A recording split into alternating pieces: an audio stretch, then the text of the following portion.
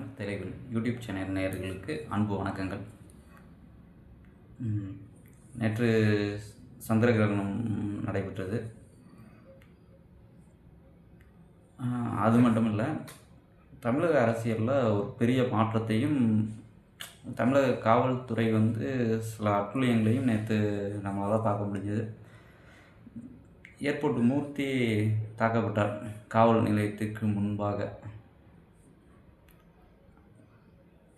தாக்கப்பட்டார். தாக்கப்பட்டது மட்டும் இல்லாமல் அவர் மேலே வழக்கு பதியப்பட்டிருக்கு. அவர் விடுதலை சிறுத்தைகள் அமைப்பினரை தாக்கினார் அப்படின்னு.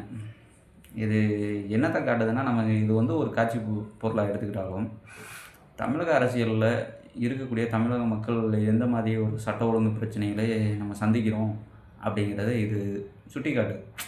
அப்போ அதிகார வர்க்கத்தில் இருக்கவர்களே அதிகாரத்திற்கான போட்டி நடக்குது. அதை மட்டும் பார்க்காம இந்த பட்டல் சமூகம், இந்த பறையர் சமூகம் மக்கள் மட்டும் இல்லாமல் இப்போ பார்த்திங்கன்னா இது நிறைய பிரச்சனை இதில் கட்டவிழ்க்கப்படுகிறது.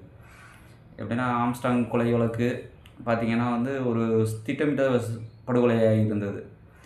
அதைத் தொடர்ந்து அடுத்த கட்ட தலைவர் அப்படிங்கிற முறையில் இருக்கிறவர் தான் ஏர்போர்ட் மூர்த்தி. இந்த சமூகத்தில் இருக்கக்கூடிய அடுத்த கட்ட தலைவர். அப்போ அடுத்த கட்ட தலைவர்களே மேலாதிக்கத்தில் இருக்க தலைவர்கள் தாக்கப்படுகிறார்கள். அப்படிங்கும்போது இது வன்புணர்ச்சியும் அதிகார போட்டியிலும் நடக்கப்படும் போட்டியாக இதை பார்க்கப்படுது.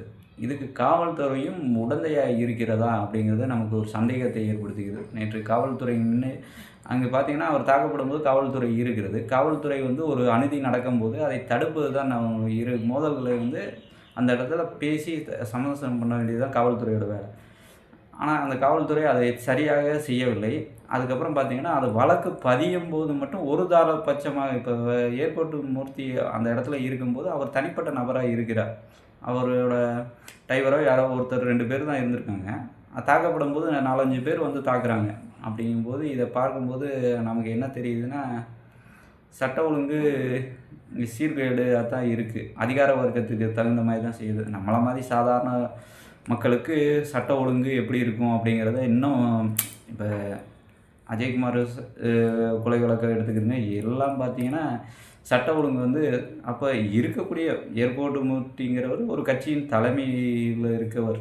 அவருக்கே இந்த நிலைன்னா சாதாரணப்பட்ட மக்கள் நம்மளை போன்றவர்களுக்கு என்ன நிலை அப்படிங்கும்போது இந்த சட்டம் எப்படி துணையாக இருக்கும் மக்களுக்காக இப்போ இந்த சட்டம் எவ்வளவுக்கு செயல்படுங்கிறத கேள்விக்குறியாக்கி இருக்கு. இந்த ஒரு பிரச்சனையை பார்க்கும்போது தவறான வழக்குகளை காவல்துறை செய்து கொண்டு இருக்கிறது அப்படிங்கிறத நம்ம பார்க்க முடியுது.